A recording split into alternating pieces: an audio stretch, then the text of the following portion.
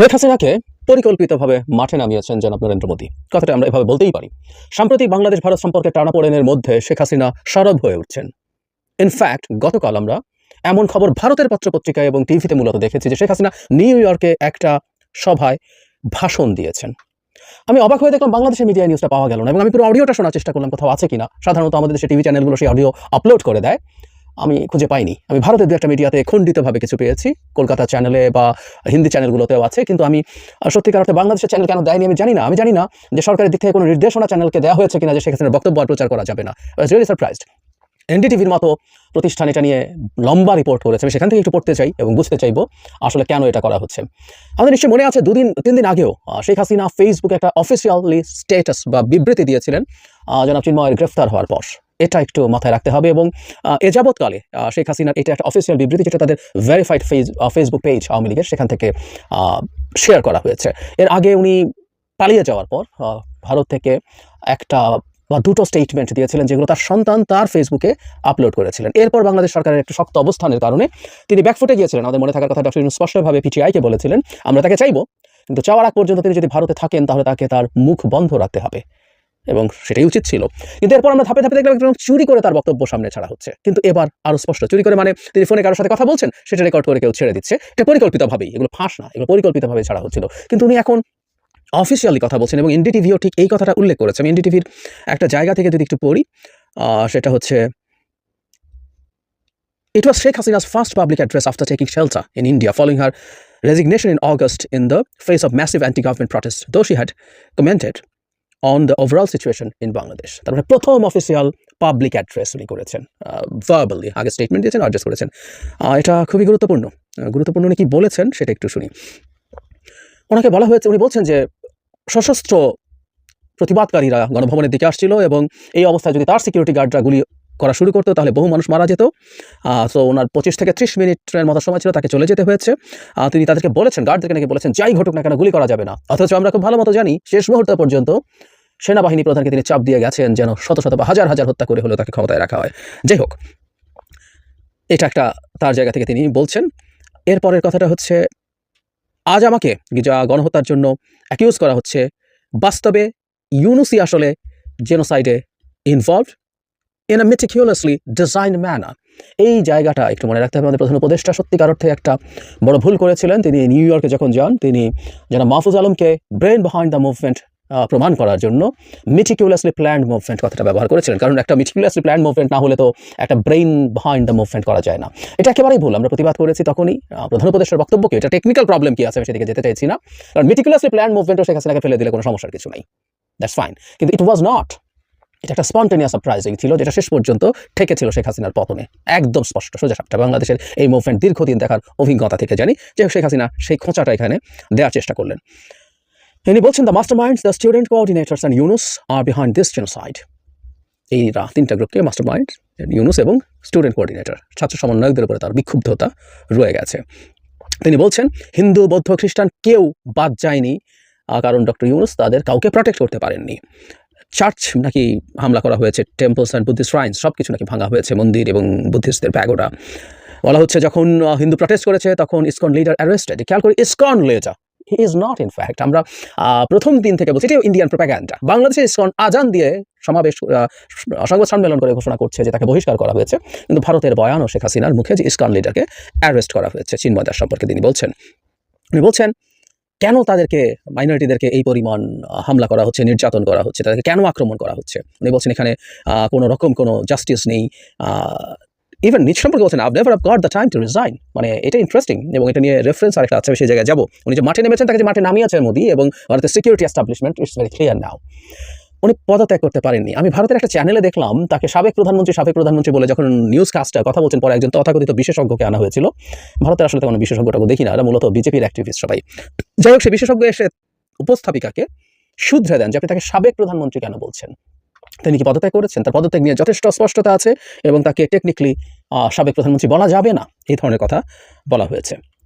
এই হয়েছে তার মোটামুটি কথাগুলো। কিন্তু যেটা সবচেয়ে, আমি খুব বেশি আর যাব না, এখানে বিজয় দিবস উপলক্ষে এটা বলা হয়েছে, সেটা বলা হয়েছে, এবং বলা হয়েছে যে তাকে আসলে হত্যা করার উদ্দেশ্যেই এই যাবতীয় সব কিছু হয়েছে।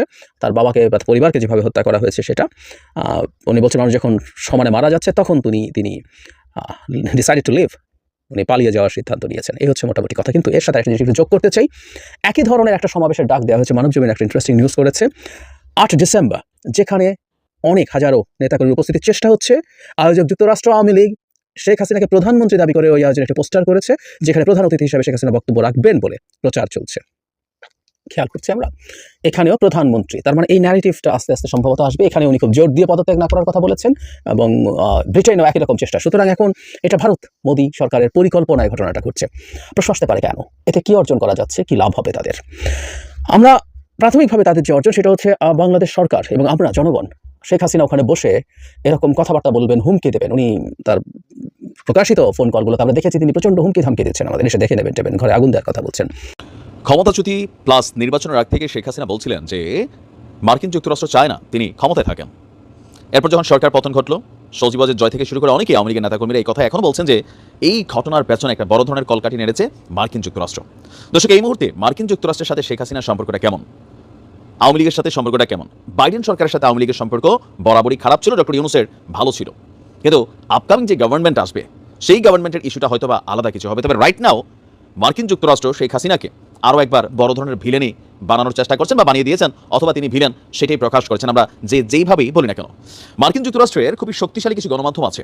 আমাদের সরকার যখন সারা দিন রাত কথা বলছে, সার্জিস নাহিদ আসিফরা যখন কথা বলছে, এগুলো আসলে ওয়ার্ল্ড ওয়াইড ইন্টারন্যাশনাল যারা ক্যারেক্টার আছেন, সামহাও যারা বিশ্বকে প্রভাবান্বিত করেন, তাদের কান পর্যন্ত কিন্তু পৌঁছে না। বাট আমেরিকার কিছু গণমাধ্যম আছে, যখন সেইখানে কোনো নিবন্ধন ছাপা হয়, প্রতিবেদন প্রকাশ হয়, সেটা মুহূর্তের মধ্যেই তাদের কাছে চলে যায়। কথা বলছি দ্য নিউ ইয়র্ক টাইমসের এক প্রতিবেদন নিয়ে।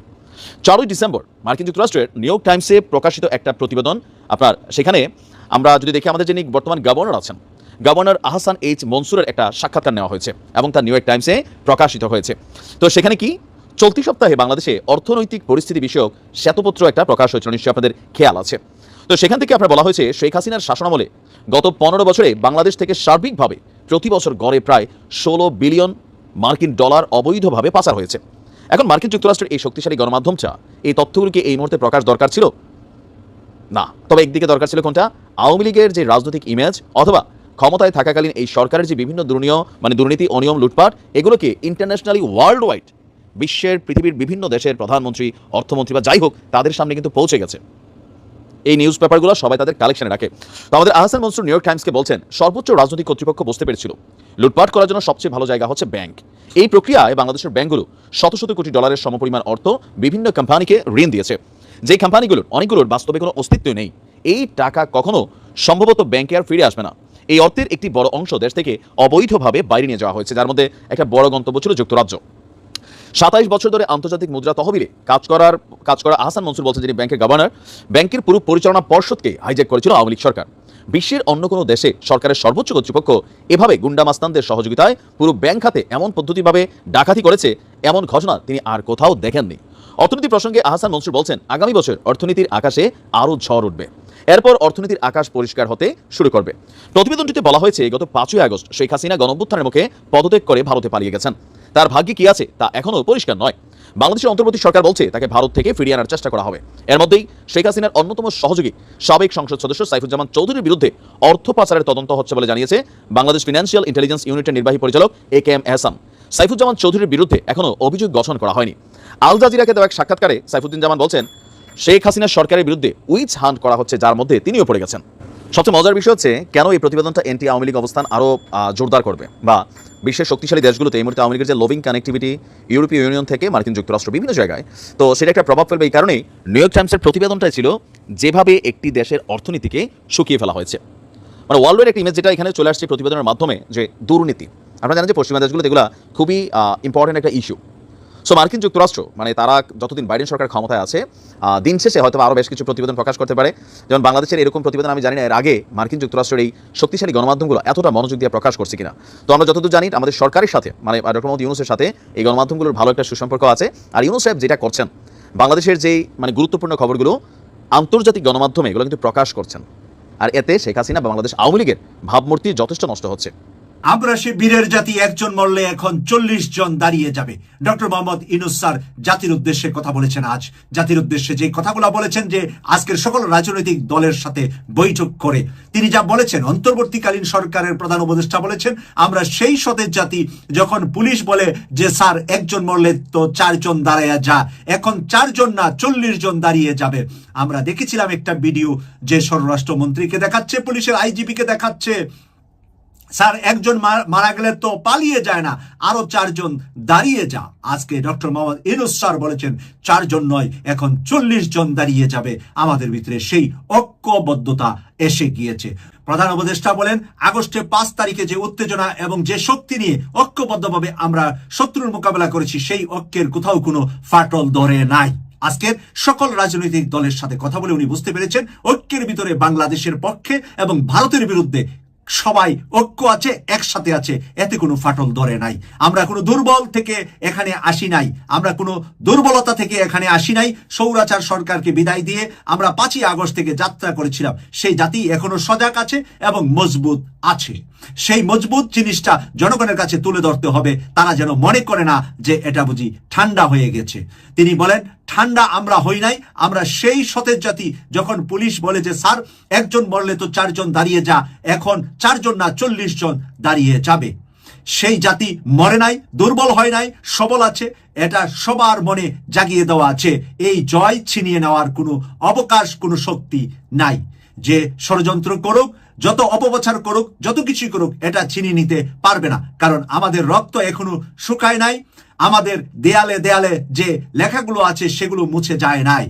ডায়ালগ করছে, আমাদের বুকেও এগুলো টকবক করছে। কাজে আমরা সেই শক্তিমান জাতি, আমরা লড়াই করব। আমরা শুধু হাস্যকর যে প্রচেষ্টাগুলো হচ্ছে সেগুলো তুলে ধরব। পাকিস্তানকে এই ফেসিবাদ আওয়ামী লীগ ভারতের দোসর বিভিন্ন সময় গালি দেয়। সেই পাকিস্তানি গতকালকে বলেছে বাংলাদেশের উপরে একটা ফুলের আঁচড় পড়বে, আমরা বাংলাদেশকে অস্ত্র বোমা সব কিছু দিয়ে সহযোগিতা করব। সেই পাকিস্তানের সাথে 65 সালে কিন্তু ভারত হেরে গেছিল। 47-এ আপনারা দেখবেন যে হিন্দু মুসলিম এই একটা ধর্ম সম্প্রীতির কারণে ভারত এবং পাকিস্তান আলাদা হয়ে গেছিল। তখন আমরা পূর্ব পাকিস্তান, পশ্চিম পাকিস্তান ছিলাম। তো সেই জায়গাটা থেকে আজকে আমরা দেখছি যে যেই পাকিস্তান এতদিন আমাদের শত্রু ছিল, সেই পাকিস্তান আমাদেরকে অস্ত্র বোমা দিয়ে সহযোগিতা করতে চাচ্ছে। আমরা ভারতকে স্পষ্ট ভাষা বলতে চাই, ভারত বারবার বলে আমরা বাংলাদেশের চট্টগ্রাম, আমরা বাংলাদেশের নোয়াখালী, কুমিল্লা, বিভিন্ন অঞ্চলের জেলাগুলো আমরা নিয়ে যাব। আমরা ভারতকে বলতে চাই তোমরা তো 1 দশক ধরে এই গল্প শোনাচ্ছ। আরও 1400 বছর আগে হযরত মুহাম্মদ সাল্লাল্লাহু আলাইহি সাল্লাম বলে গেছিল যে গাজওয়াতুল হিন্দের মাধ্যমে পুরা ভারতবর্ষ এবং উপমহাদেশের অধিকাংশ জায়গা মুসলমানদের দখলে আসবে। সেই জায়গাটা থেকে আমরা গাজওয়াতুল হিন্দের জন্য পাকিস্তানের সহযোগিতা শুধু পাবো না, বিভিন্ন মুসলিম দেশের সহযোগিতা পাবো। ইহুদি খ্রিস্টান কান্ট্রি যারা আছে, রাশিয়া, আপনার চায়না, তারাও কিন্তু আমাদেরকে সহযোগিতা করে। আপনারা দেখেন ভারতের কিন্তু চারপাশে কোনো বন্ধু নাই। ভারত যদি ভুলবশত আমাদের উপর একটা ফুলের টাচ করে জাস্ট আমাদের উপর একটু ছোট্ট আক্রমণ করবে, নেপাল, শ্রীলঙ্কা, চায়না, বাংলাদেশ 4 থেকে যখন ভারতের উপর আক্রমণ হবে, তখন ভারত কি পালাতে পারবে? বরং আমি তো দেখতে পাচ্ছি আর 10 বছরের ভিতরে বাংলাদেশের নাম আপনার ভারতের সমুদ্রে থাকবে। অর্থাৎ ভারতের মানুষ বলবে যে আমরা বাংলাদেশের নাগরিক। সেই দিন আমরা দেখতে পাচ্ছি, সেই ইতিহাস আমরা দেখতে পাচ্ছি। বাংলাদেশের মানুষ ভারতকে নিয়ে নেবে, ভারত আমাদেরকে কি নিবে মিয়া? ভারতের সেই সেনাবাহিনী আছে নাকি? ভারতের পাকিস্তানের সাথে যখন ভারতের যুদ্ধ লাগে, পাকিস্তানের রিটায়ার্ড আর্মিরা পর্যন্ত আপনার যুদ্ধের জন্য প্রস্তুতি নেয়। আর ভারতের রানিং কর্মকর্তারা বলে আমাদের পেট ব্যথা, মাথা ব্যথা, বিভিন্ন সুতা দিয়ে তারা আপনার ছুটি নিয়ে থাকে।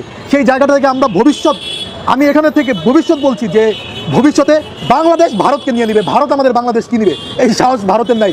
ভারতের কিছু কুকুর আছে মূর্খ, বিজেপি যারা মোদির চামচামি করে, এরা দেখি যে কিছু টেম্পু নিয়ে বাংলাদেশ অবরোধের দিকে আসে। আরে ভাই আয় তোরা আয়। আমরা 1-1.5 রাইফেল নিয়ে দাঁড়ায় আসছিলাম, বুঝছস? আইলে ফাঁকা আওয়াজ দিতাম, যে কটা ঢুকতি একটা ওর মায়ের বুকে ফিরে যেতে পারতি না। যদি ভারতের সাহস থাকে তাহলে ওরা কি করে, ওদের দেশে আমাদের আপনার যে কনসুলেট জেনারেল আছে সেখানে ওরা হামলা করতেছে, ওরা আমাদের দেশের পতাকাকে অবমাননা করতেছে। বাংলাদেশের পতাকা সম্বন্ধে ধারণা আছে তোমাদের? তোমরা বাংলাদেশের পতাকা বহির্বিশ্বে যেভাবে সম্মান পায়, বাংলাদেশের পতাকা দেখলে বহির্বিশ্ব থেকে বলে এখানে কোরআনে হাফেজরা আছে, এখানে ভালো ডক্টর ইউনূসের মতো সম্মানিত ব্যক্তি আছে। আর ভারতের পতাকা যদি বহির্বিশ্বে দেখে, তাহলে কানাডা তো তাদের জঙ্গি সংগঠন হিসাবে, জঙ্গি দেশ, টেররিস্ট দেশ হিসাবে স্বীকৃতি দিয়েই দিছে।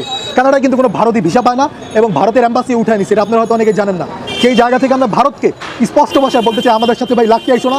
আমরা তোমাকে যেই জিনিস দিছি ভাই, শেখ হাসিনাকে দিয়ে দিছি, আমাদের সবচেয়ে বড় সম্পদ, তোমরা আর কি চাও? তো আমাদের সাথে লাগতে আইসো না। আমরা বাঙালিরা যে কি জিনিস, ওটা 71 পাকিস্তানি বুঝা গেছে ভাই।